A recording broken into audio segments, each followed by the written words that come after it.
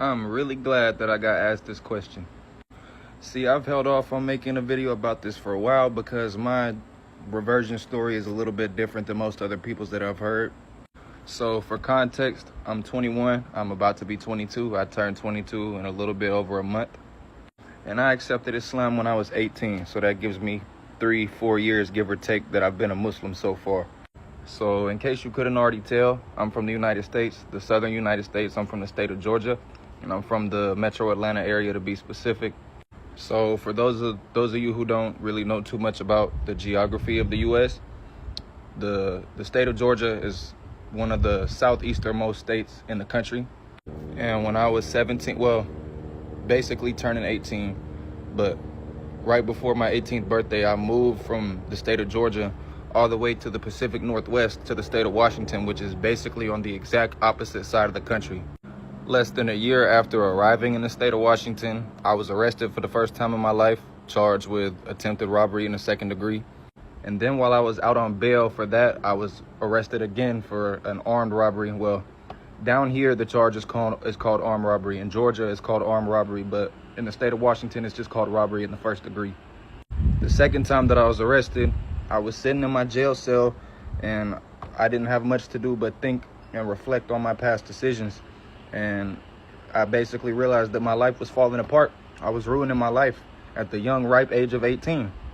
And at this point, I was an atheist. I didn't come to Islam from Christianity. Obviously, I come from a Christian family. I'm from down south, the Bible Belt. Most everyone down here is a Christian. I left Christianity when I was really young, like 10 or 11. I stopped believing it was true. And this is partly due to my family not having very much knowledge of their own religion in the first place. And then on top of that, I won't say all Christianity, but Southern Baptism at least has this little culture, whatever you want to call it, of don't ask questions, just believe what you're told. And I've never been the type of person to just believe what somebody's telling me just because they're telling it to me. Anyways, before I was arrested, I made some friends, obviously, once I got to the state of Washington. And I won't say I was hanging out with the wrong people because thanks to their influence, ultimately, guidance is only from Allah subhanahu wa ta'ala. But these were the first Muslims that I was ever around in my life. So while I was sitting in my jail cell, just reflecting on the decisions I made and what my life has led me to up to this point, I decided that I'm at rock bottom. I have nothing for myself. I'm not around any of my family. I'm 2,000 miles away from anyone who I have any type of relation to as far as familial or blood relations. To give a little bit further context, when I was arrested the second time, I was arrested with my ribs broken due to an altercation I had gotten into about a week earlier.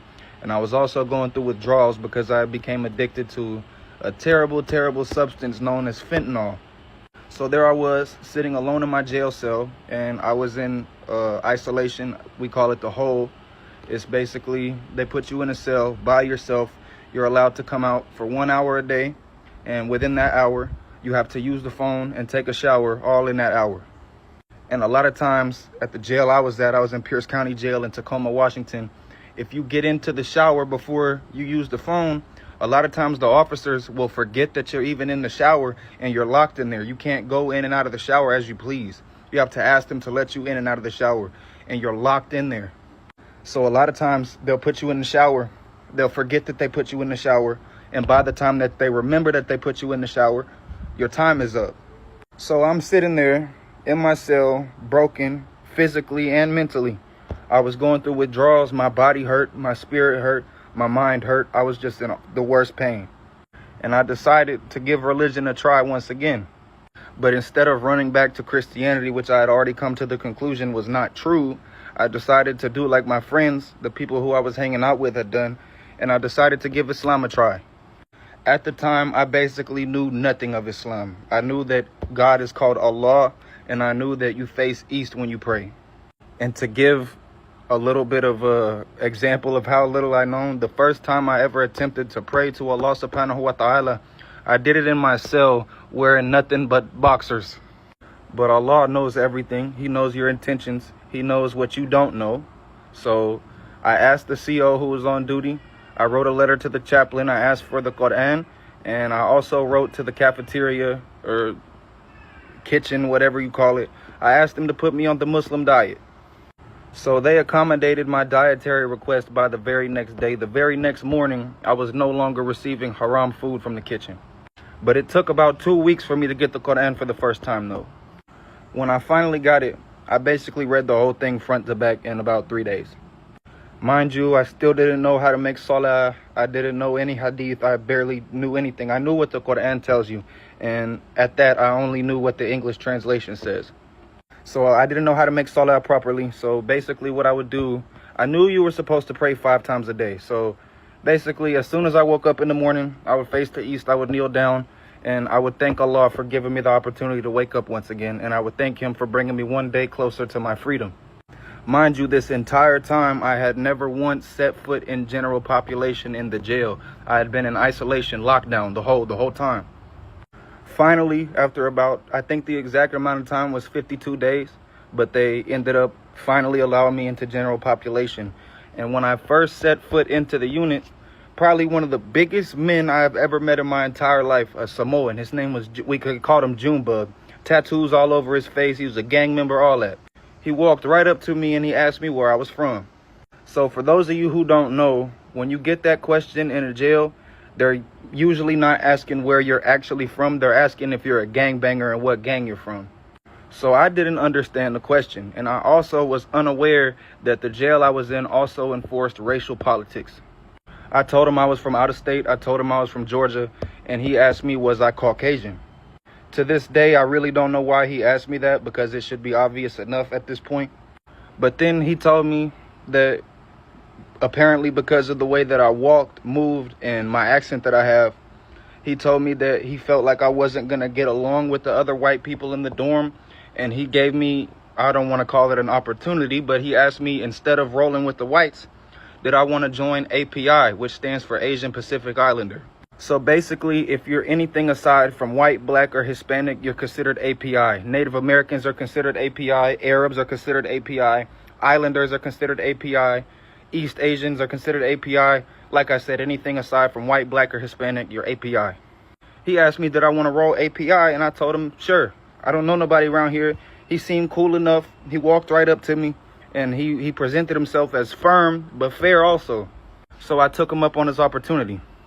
The first thing I had to do after accepting this was he brought me upstairs to his cell, and he told me that since I'm white and I'm not actually Asian, I had to fight somebody to be able to roll with them. I didn't have to get jumped. I didn't have to fight somebody who was way bigger than me. He let me fight someone, I'll just call him Slim, Cambodian dude. He just let me fight him one-on-one. After I fought him, he let me right in. They gave me food, clothes, all that. Once I got into this unit in general population, there was a book laying in the bin where all the library books were at called Guide for New Muslims. This book taught me all about how to take your shahada. It taught me how to make salah. It taught me about Dawah. It has certain hadith in there. Basically everything you need to know to actually get yourself started in Islam. Months go by. I'm kicking it with everybody. I'm cool with everybody. I'm walking around calling myself API. That's the homies. We were all sitting at the table one night, and one of them heard me say Bismillah over my food. He questioned me where I heard that from, and I told him I was a Muslim. I was unaware that you could not be API if you was a Muslim. It turned into a big problem. So right as we're having this little argument, they call for lockdown. Everybody has to go back to your cell for 2 hours. So I go back to my cell, and a few of the APIs were sharing a cell directly above me, and I can hear them. I hear blades being sharpened. I hear all type of talk about how I'm about to get smashed. It's got to be bad. They're about to jump on me when we come out of the cells. One thing I did not want to do was call the COs and slide a note to them and tell them I felt unsafe, because that'll have you labeled as being scary or being scared or something like that. So I prayed to Allah subhanahu wa ta'ala. I said, however I handle this situation, please just make sure I handle it in a way that's pleasing to you. Right after I made this dua, one of the COs came to my cell and asked me where I got this tattoo from. I refused to tell him where I got the tattoo from. So he took me out of the unit and took me right back to the hole. So I didn't have to worry about what was about to happen when we all came off of lockdown. This dua that I made right here, that moment right there is what convinced me that Islam was the truth 100%. And from that day forward, I've stuck to Islam and I will remain a Muslim and I will die as a Muslim. My beloved brothers and sisters, giving dawah is one of the greatest responsibilities and blessings a Muslim can have. Wherever you are, in school, at work, in the market, or even online, you have the chance to share the message of Islam. Sometimes even a small word, a smile, or a kind act can open someone's heart to the truth. You may not realize it, but your simple efforts could be the reason someone finds the light of Islam. When you share the message of Islam, do it with wisdom, patience, and good manners. People are more likely to listen when they feel respected and understood. Don't argue harshly or try to force anyone. Just explain with kindness and sincerity. Remember, guidance comes only from Allah, but He uses us as means to deliver the message. Even if the person you speak to doesn't accept Islam right away, your effort is never wasted. Allah rewards every attempt you make to call people to Him. Whether the results are visible or not, you are planting seeds of truth in someone's heart, and maybe one day, with Allah's will, those seeds will grow. So never underestimate your role in dawah. Share Islam wherever you are, in whatever way you can, through words, actions, or even by showing your best character. You never know whose life you might touch and who might be guided through you. And remember, the reward for guiding even one person to Islam is greater than this world and everything in it.